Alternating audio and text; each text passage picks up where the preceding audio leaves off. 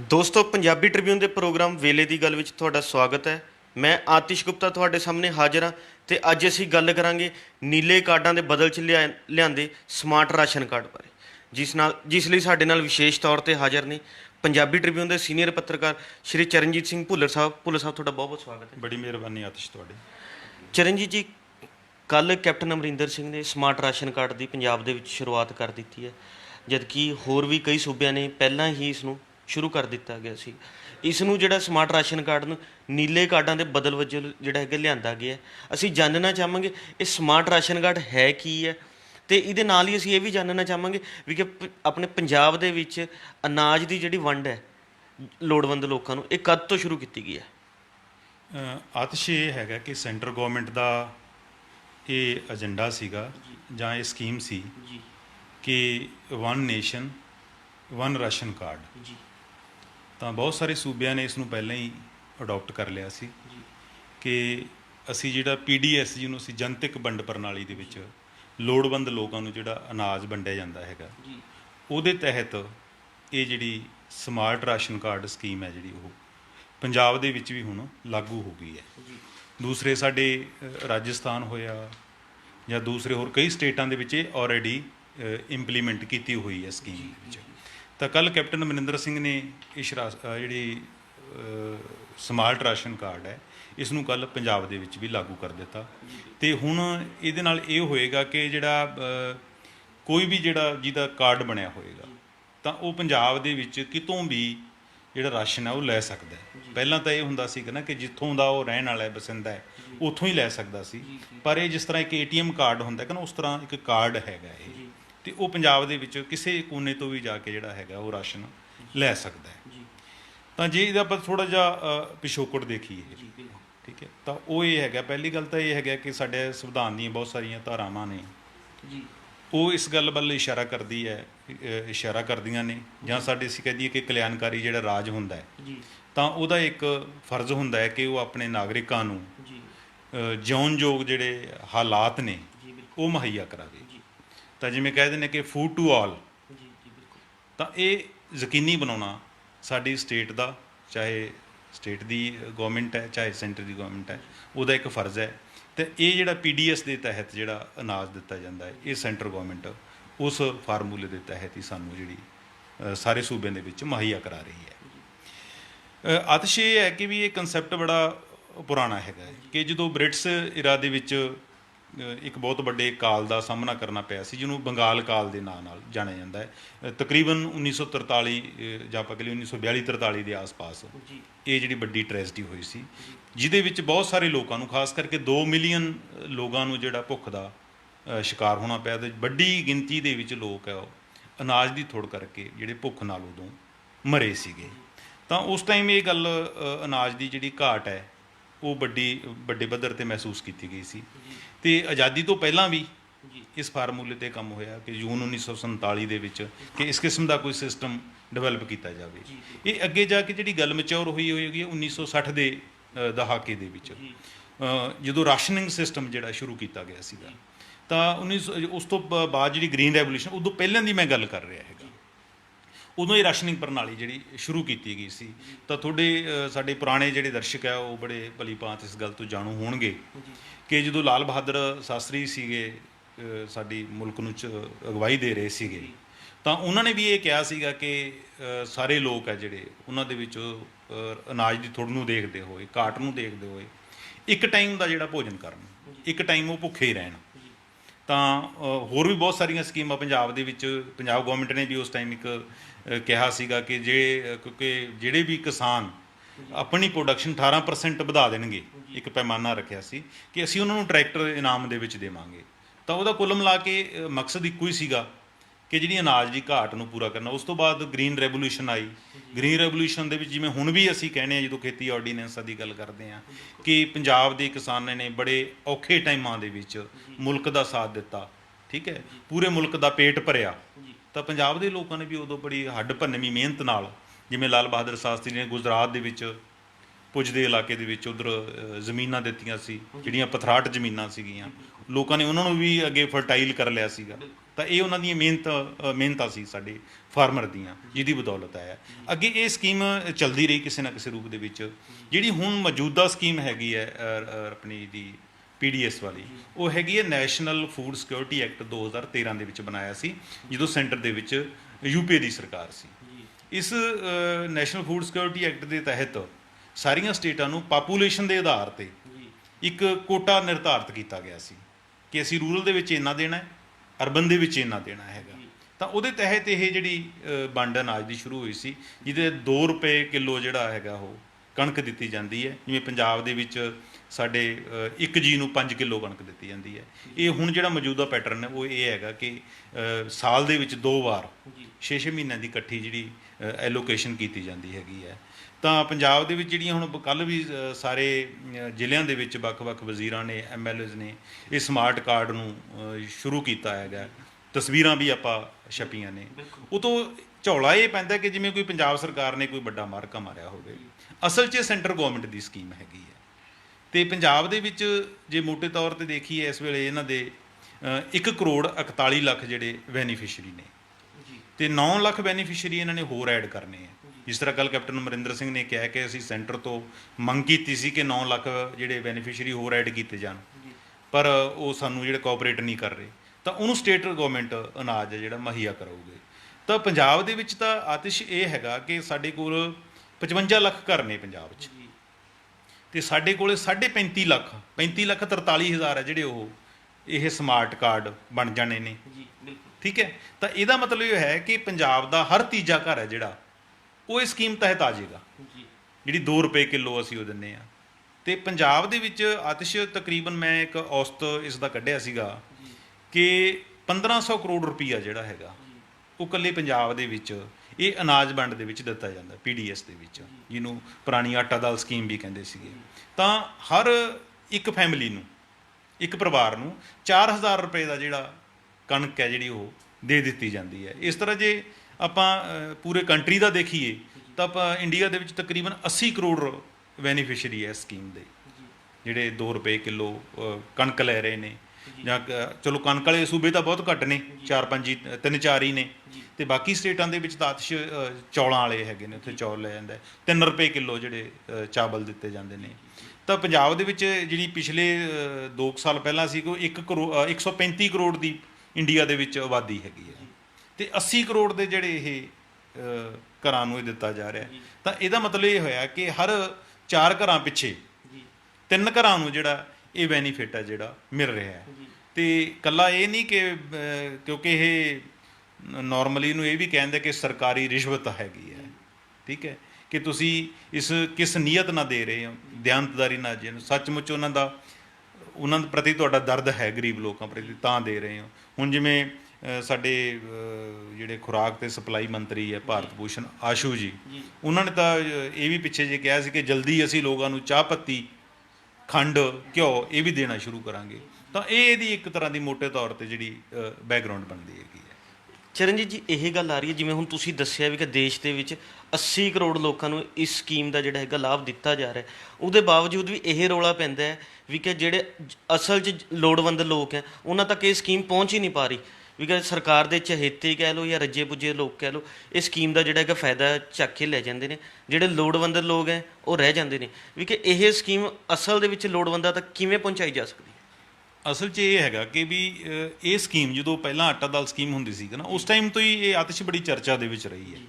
ਕਿਉਂਕਿ ਇਹਦੇ ਵਿੱਚ ਕੀ ਹੁੰਦਾ ਕਿ ਜਿਹੜੀ ਸ਼੍ਰੋਮਣੀ ਅਕਾਲੀ ਦਲ ਹੈ ਜਾਂ ਭਾਜਪਾ ਹੈ, ਉਹ ਆਪਣੇ ਬੰਦਿਆਂ ਨੂੰ ਆਟਾ ਦਾਲ ਸਕੀਮ ਦੇ ਕਾਰਡ ਬਣਾ ਕੇ ਦਿੰਦੀ, ਇਹ ਸਕੀਮ ਦੇ ਰਹੇ। ਕਾਂਗਰਸ ਜਿਹੜੀ ਆਪਣੇ ਦਿੰਦੀ ਰਹੀ। ਜਿਵੇਂ ਹੁਣ ਇਹ ਵੀ ਸਮਾਰਟ ਕਾਰਡ ਹੈਗਾ, ਇਹਦੇ ਵਿੱਚ ਹੋਇਆ ਕੀ ਕਿ ਜਿੰਨੇ ਪਹਿਲਾਂ ਨੀਲੇ ਕਾਰਡ ਬਣੇ ਹੋਏ ਸੀ ਉਹ ਸਾਰੇ ਰੱਦ ਕਰ ਦਿੱਤੇ ਗਏ, ਨਵੇਂ ਸਿਰੇ ਤੋਂ ਐਪਲੀਕੇਸ਼ਨਾਂ ਲਈਆਂ ਗਈਆਂ ਲਾਭਪਾਤਰੀਆਂ ਤੋਂ। ਤਾਂ ਉਹਦੇ ਵਿੱਚ ਕੀ ਬਹੁਤ ਸਾਰਿਆਂ ਨੂੰ ਤਾਂ ਇਹ ਭਰਮ ਭੁਲੇਖਾ ਰਹਿ ਗਿਆ ਕਿ ਜੀ ਇਹ ਸਾਡੇ ਤਾਂ ਆਲਰੇਡੀ ਬਣੇ ਹੋਏ ਹੈਗੇ ਨੇ ਨੀਲੇ ਕਾਰਡ। ਤਾਂ ਹੁਣ ਕੀ ਕੀਤਾ ਕਿ ਇਹਨਾਂ ਨੇ ਜਿਹੜੀ ਪ੍ਰਾਇਓਰਟੀ ਹੈ ਉਹ ਆਪਣੇ ਜਿਹੜੇ ਵਰਕਰ ਆ ਉਹਨਾਂ ਨੂੰ ਦੇਣਾ ਸ਼ੁਰੂ ਕਰ ਦਿੱਤੀ ਹੈ।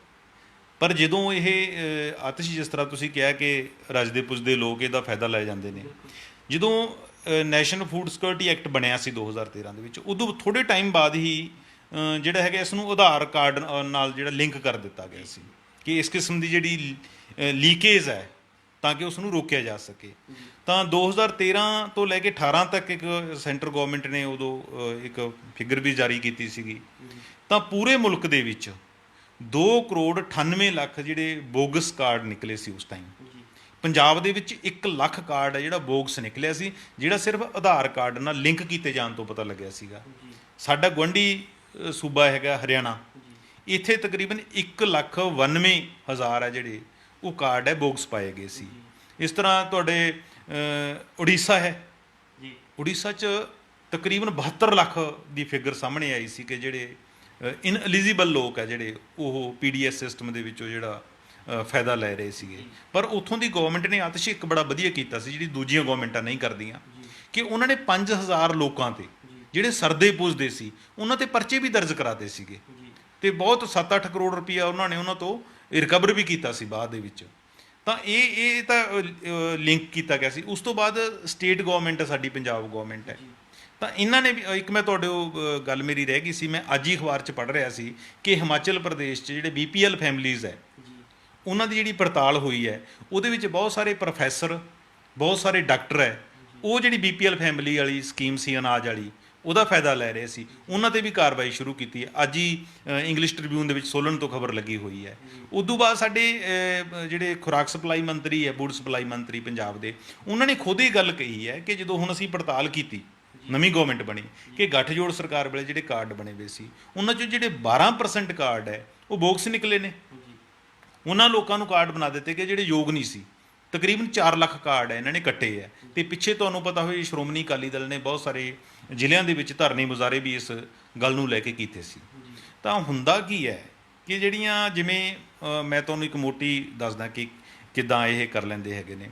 ਜਿਵੇਂ ਹੁਣ ਨਵੀਂ ਸਰਕਾਰ ਨੇ ਇਹ ਕਰ ਦਿੱਤਾ ਕਿ ਜਿਹੜਾ ਹੈੱਡ ਆਫ ਦਾ ਫੈਮਿਲੀ ਹੈ ਜਿਹਨੂੰ ਇਹ ਸਕੀਮ ਦਾ ਫਾਇਦਾ ਦੇਣਾ ਹੈਗਾ, ਉਹ ਔਰਤ ਹੋਏਗੀ, ਘਰ ਦੀ ਜਿਹੜੀ ਵੱਡੀ ਉਮਰ ਦੀ ਔਰਤ ਹੈ। ਹੁਣ ਇਹਦੇ ਵਿੱਚ ਜ਼ਮੀਨ ਦੀ ਸ਼ਰਤ ਰੱਖੀ ਗਈ ਹੈ, ਕਿਤੇ 2.5 ਏਕੜ ਹੈ, ਜੇ ਬਰਾਨੀ ਹੈ ਤਾਂ 5 ਏਕੜ ਤੱਕ ਦੀ ਰੱਖੀ ਗਈ ਹੈਗੀ ਹੈ। ਹੁਣ ਔਰਤਾਂ ਦੇ ਨਾਂ ਤੇ ਮੋਸਟਲੀ ਇਹ ਜਿਹੜੀਆਂ ਜ਼ਮੀਨਾਂ ਨਹੀਂ ਹੁੰਦੀਆਂ, ਤੇ ਜਦੋਂ ਪਟਵਾਰੀ ਕੋਲੋਂ ਪੜਤਾਲ ਲਈ ਜਾਂਦੇ ਨੇ ਤਾਂ ਪਟਵਾਰੀ ਮੋਟੇ ਤੌਰ ਤੇ ਇੱਕ ਗੱਲ ਲੱਗਦਾ ਕਿ ਬਿਨੇਕਾਰ ਦੇ ਨਾਂ ਤੇ ਕੋਈ ਜ਼ਮੀਨ ਨਹੀਂ ਹੈ। ਗੋਲ ਮੋਲ ਗੱਲ। ਇਹਦੇ ਨਾਲ ਕੀ ਹੁੰਦਾ ਕਿ ਬਹੁਤ ਸਾਰੇ ਜਿਹੜੇ ਪਹੁੰਚ ਵਾਲੇ ਲੋਕ ਹੈ, ਜਿਨ੍ਹਾਂ ਦੇ ਚੰਗੇ ਘਰ ਪਾਏ ਹੋਏ ਹੈ, ਚੰਗੇ ਮੁਰੱਬਿਆਂ ਵਾਲੇ ਨੇ, ਉਹ ਇਸ ਸਕੀਮ ਦਾ ਫਾਇਦਾ ਲੈ ਲੈਂਦੇ ਨੇ। ਤਾਂ ਮੈਂ ਇੱਕ ਬੰਦੇ ਨਾਲ, ਡੀਪੂ ਹੋਲਡਰ ਨਾਲ ਗੱਲ ਕਰ ਰਿਹਾ ਸੀ, ਤੇ ਮੈਂ ਉਹਨੂੰ ਪੁੱਛਿਆ ਕਿ ਵੀ ਯਾਰ ਇਹ ਕਿਵੇਂ ਪਤਾ ਲੱਗ ਜਾਏਗਾ ਕਿ ਇਹ ਚਰਚਾ ਹੈ ਕਿ ਜੀ ਗੱਡੀਆਂ ਵਾਲੇ ਲੈਂਦੇ।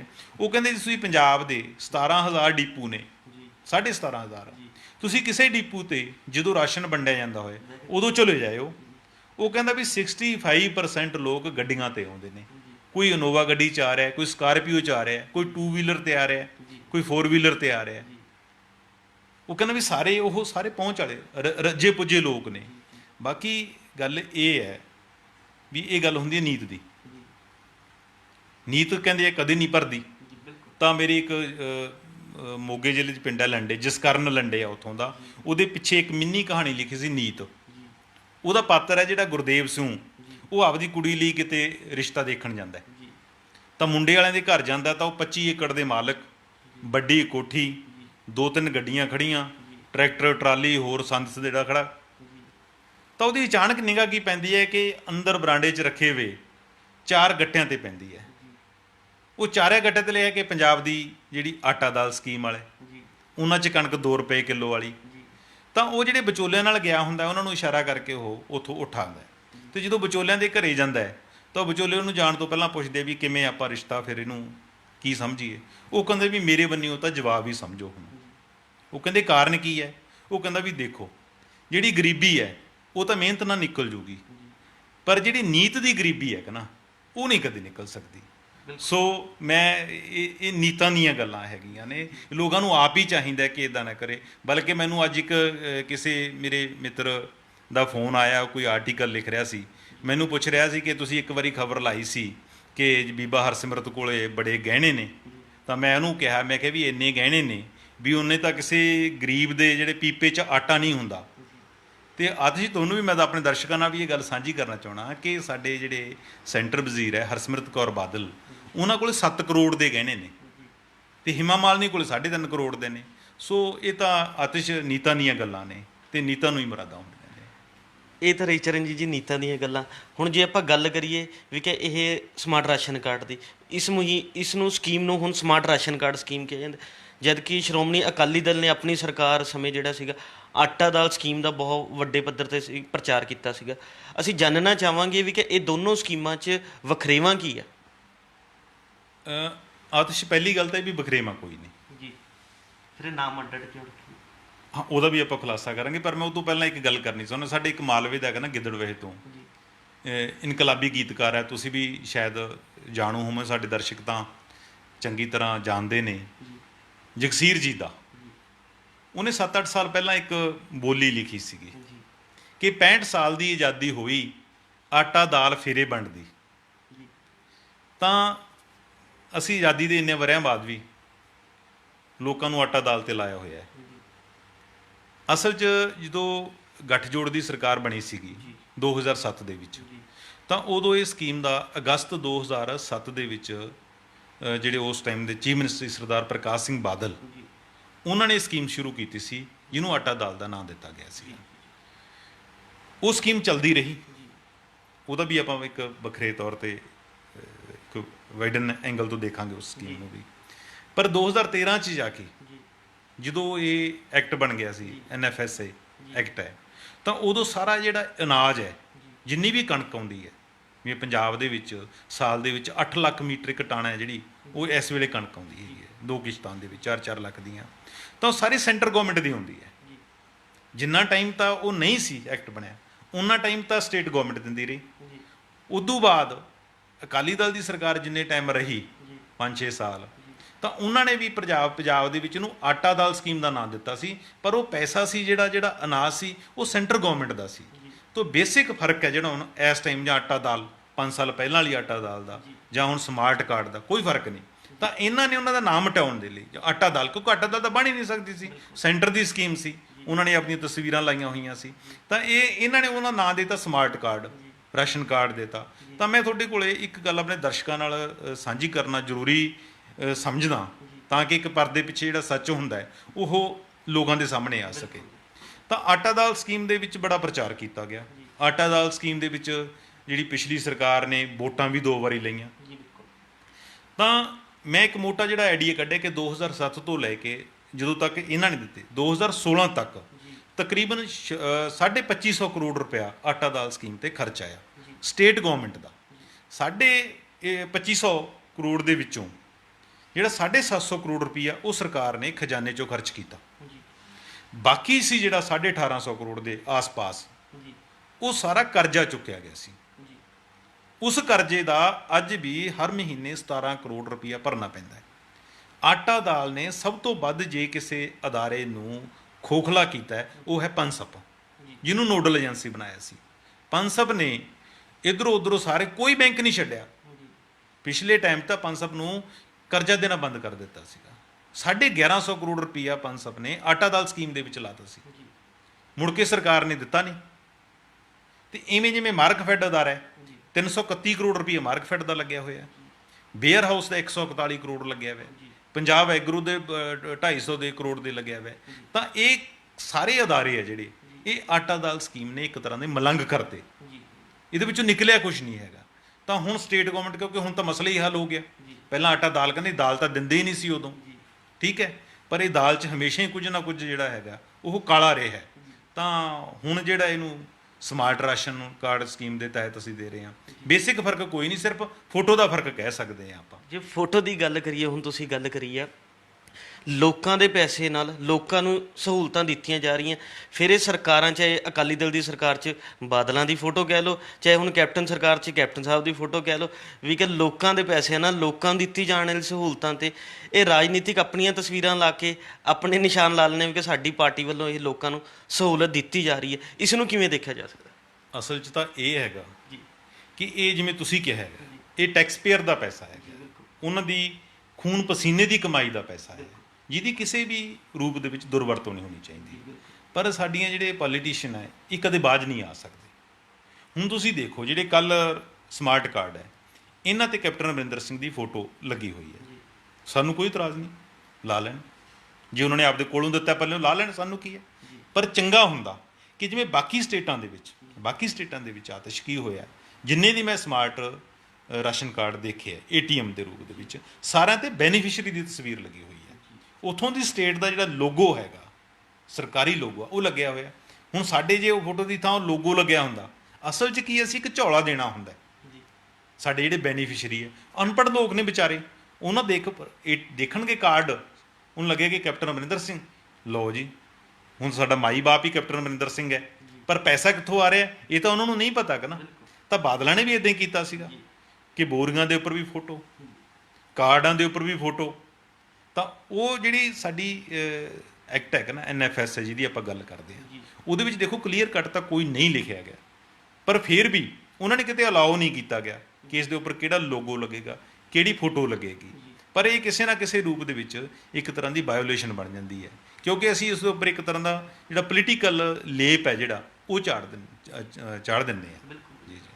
ਇੱਕ ਚਰਨਜੀਤ ਜੀ, ਇਹ ਸਰਕਾਰ ਵੱਲੋਂ ਜਿਹੜੀ ਲੋਕਾਂ ਨੂੰ ਸਹੂਲਤਾਂ ਦਿੱਤੀ ਜਾਂਦੀਆਂ, ਸਕੀਮਾਂ ਜਿਹੜੀਆਂ ਲਾਗੂ ਕੀਤੀਆਂ ਜਾਂਦੀਆਂ, ਇਹ ਅਸਲ ਦੇ ਵਿੱਚ ਲੋੜਵੰਦਾਂ ਤੱਕ ਪਹੁੰਚ ਸਕੇ, ਇਹ ਕਿਵੇਂ ਯਕੀਨੀ ਬਣਾਈ ਜਾ ਸਕਦੀ ਹੈ? ਸਰਕਾਰ ਨੂੰ ਕੀ ਕਰਨਾ ਚਾਹੀਦਾ ਇਸ ਲਈ? ਵੈਸੇ ਤਾਂ ਆਤਿਸ਼ ਇਹ ਹੈਗਾ ਕਿ ਜਿਹੜੀ ਇਹ ਲੋਕਾਂ ਦਾ ਇੱਕ ਹੱਕ ਹੈ ਜੀ, ਠੀਕ ਹੈ, ਕਿ ਉਹ ਆਪਣੀ ਗਵਰਨਮੈਂਟ ਤੋਂ ਡਿਮਾਂਡ ਕਰ ਸਕਦੇ ਨੇ। ਜੀ ਬਿਲਕੁਲ। ਲੋਕ ਤਾਂ, ਬਹੁਤੇ ਲੋਕ ਤਾਂ ਇਹ ਕਹਿੰਦੇ ਕਿ ਜੀ ਇਹ ਮੁਫਤਖੋਰੀ ਹੈ।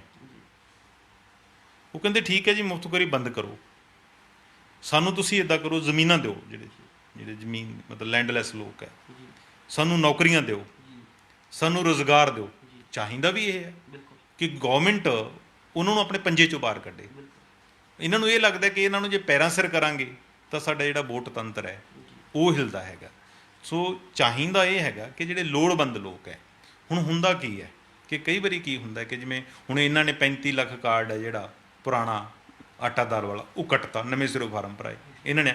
ਇਹਦੇ ਵਿੱਚ ਚੱਕੀ 'ਚ ਕੌਣ ਪਿਸ ਜਾਂਦਾ ਫਿਰ ਕਈ ਵਾਰੀ ਕਿ ਜਿਹੜਾ ਲੋੜਵੰਦ ਬੰਦਾ ਹੈ ਉਹਦੇ ਕੱਟੇ ਵੀ ਜਾਂਦੇ ਨੇ, ਅਤੇ ਕਈ ਵਾਰੀ ਕਹਿੰਦਾ ਕਿ ਲੋੜਵੰਦ ਦੇ ਨਵੇਂ ਕਾਰਡ ਬੰਦੇ ਵੀ ਨਹੀਂ ਹੈਗੇ। ਤਾਂ ਚਾਹੀਦਾ ਤਾਂ ਇਹ ਹੈ ਕਿ ਇਹਦੇ 'ਚ ਥੋੜ੍ਹੀ ਪਾਰਦਰਸ਼ਤਾ ਹੋਣੀ ਚਾਹੀਦੀ ਹੈ। ਹੁਣ ਜਿਵੇਂ ਹੁਣ ਇਹ ਵੀ ਚਰਚਾ ਹੈਗੀ ਕਿ ਸਮਾਰਟ ਕਾਰਡ ਬਣ ਕੇ ਤਾਂ ਸ਼ਾਇਦ ਇਹ ਚੀਜ਼ ਰੁਕ ਜਾਏਗੀ, ਇਹ ਰੁਕਣ ਵਾਲੀ ਨਹੀਂ ਹੈਗੀ। ਤਾਂ ਇਹਨੂੰ ਪਹਿਲਾਂ ਸਿਆਸੀ ਪੰਜੇ 'ਚੋਂ ਸਾਨੂੰ ਬਾਹਰ ਲਿਆਉਣਾ ਪਏਗਾ।